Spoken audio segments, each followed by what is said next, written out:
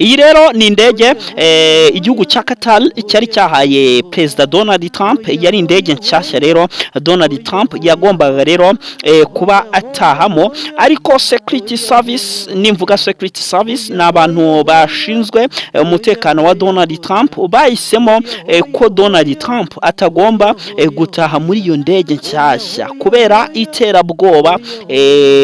Umutekano rero ntabwo wari umeze neza, ahubwo bahise bakora gahunda yo kuyobya umuntu washakaga kumutera ubwoba. Donald Trump rero yagaragaye agenda yinjira muri Air Force One ishaje. Iyi ndege rero ishaje yari yanamaze no kubisaba leta z'ubumwe za Amerika, arimo kuvuga ati iyi ndege rero ya Qatar ntabwo nzayigendamo, ahubwo nzigendera muri Air Force One ishaje. Nibyo rero yari yamaze kuba atangaza, ariko yari ari kugira ngo abeshya abantu kugira ngo koko babyemere, ariko ibingibi ntabwo ariko byari bimeze. Donald Trump yinjira bisanzwe muri Air Force One ishaje, arangije uko yakinje n'itangazamakuru ririmo kamera rivuga riti perezida wacu, perezida wa leta z'ubumwe za Amerika arinjiye, ndetse n'abandi banyamakuru bagiye batandukanye barimo bafotora yinje. Kumbe hirya uri kubona indege ntabwo igira umuryango umwe, hari akaryango kandi yahise asohokeramo. Hari umuryango rero yahise asohokeramo rero hirya, aho ndetse n'abasirikare binjiriraga muri ako karyango, ni naho rero yaje kuba asohokera. Muti rero byagenze bite? Ariko ntari nava aho ngaho, abanyamakuru n'abandi bakozi bamwe batekereje ko Donald Trump yari ari muri iyo ndege. Batekereje ko ari muri iyo ndege, ariko Trump ntiyagumye muri iyo ndege.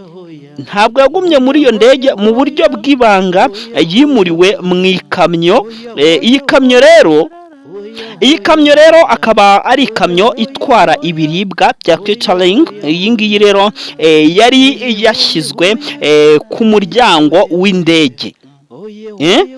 Mubyumve neza, iyi kamyo itwara ibiribwa yari yashyizwe ku muryango w'indege ku buryo abantu bagira ngo hari ibyije gupakurura by'ibiribwa.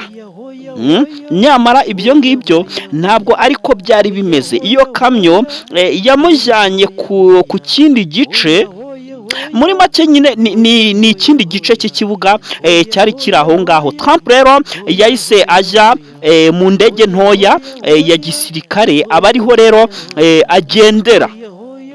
Nubwo buryo rero perezida wa leta z'ubumwe za Amerika Donald Trump yahise ajya muri iyo ndege ya C-32A, akaba ariyo yahise agendamo, ndetse na Defense Secret Pete Hegseth yari kuri iyo ndege, ntoya. Rero n'aba ngaba bahise bajya mu ndege bahita bigendera. Aba ngaba rero ni abashinzwe umutekano wa nyakubahwa perezida Donald Trump, bahise rero bajyana nawe.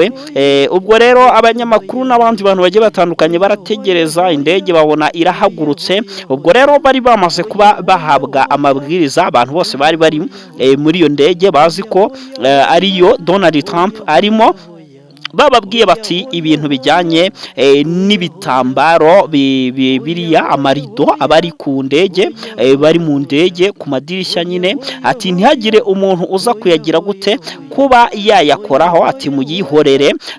Nuko rero byagenze, abantu bagenda bafite umutuzo bavuga bati nyaboneka mudasakuriza His Excellency President Donald Trump. Barinda rero bagera iyo bajya bafite icyizere. Muti rero byagenze bite rero? Turacyakomeza n'inkuru. ibi rero byakozwe ku yihe mpamvu? Icyari kigamijwe ni uko umuntu washakaga kurasa perezida Donald Trump atagombaga kumenya indege Trump rero arimo, niba rero umwanzi yari azi ko Trump azava Ankara muri Air Force One, yashoboraga kuyitegereza akagerageza kuyirasa ariko ntahamenye.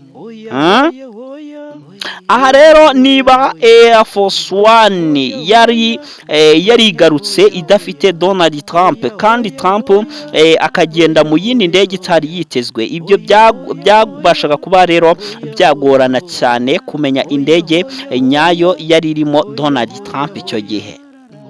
Ubu buryo rero ni uburyo bwitwa deception cyangwa se decoy operation, bikaba rero bikoreshwa mu kuba wakoresha amakuru ndetse n'ibikorwa biyobya uwashakaga kuba yagaba igitero. Ibi ngibi rero ni ibintu biba byumvikana neza cyane, bikunda gukorwa ku ba perezida.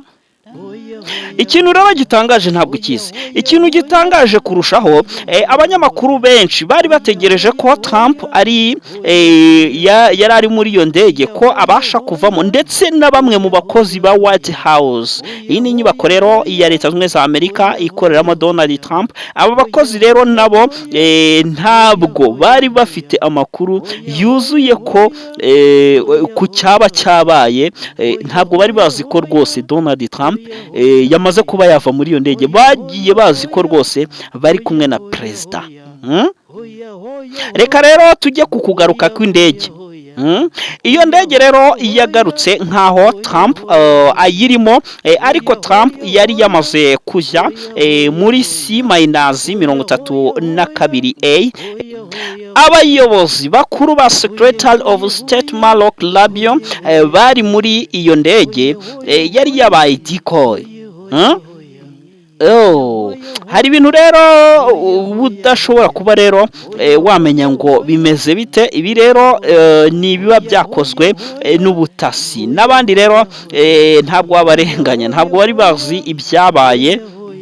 Yes, ndabizi rero nzi ikintu urimo kwibaza. Urimo kuvuga uti ese Trump yarazi kino gitero cy'iterabwoba? Yego, Perezida Donald Trump yarazi kino gitero cy'iterabwoba. Nyuma Trump yavuze ko Security Service ariyo yafashe icyemezo, kandi ko we yakurikije amabwiriza yabo. Ubwo itangazamakuru ryari ririmo rimubwira riti se ni ukubera iki nyakubahwa perezida wahisemo kugenda mu modoka y'ibiribwa? Ikindi kandi iyi ntabwo ari inkuru ivuga ko Trump yarashwe cyangwa se komisire yamurashe, ahubwo ni uko inzego z'umutekano zabonye iterabwoba bafataga nk'iryizewe, maze rigahindura gahunda Donald Trump rero yagombaga kuba afite zo kuba yagenda no mu ndege, bigahita rero bihinduka, byose bikaza guhita biburizwamo. Umva rero ukuntu abaturage baje kuba banenga ibikorwa bya Donald Trump. Hari abantu banenze ko niba ko baravuze bati niba koko iki gitero cyari gihari, kino gitero cy'iterabwoba cyari gihari gikomeye gutya, ni ukubera iki abandi harimo abayobozi ndetse n'abanyamakuru basigaye mu ndege yabaye decoy? Ni ukubera iki batavuze bati nyabuneka nk'uko Leta Zunze Ubumwe za Amerika zisanzwe zibikora, ziti hano bimeze nabi, abantu bari muri iyi ndege ntimuze kuyigendamo, nyabuneka mugire gute, musohoke muyivemo, indege nta mutekano ifite.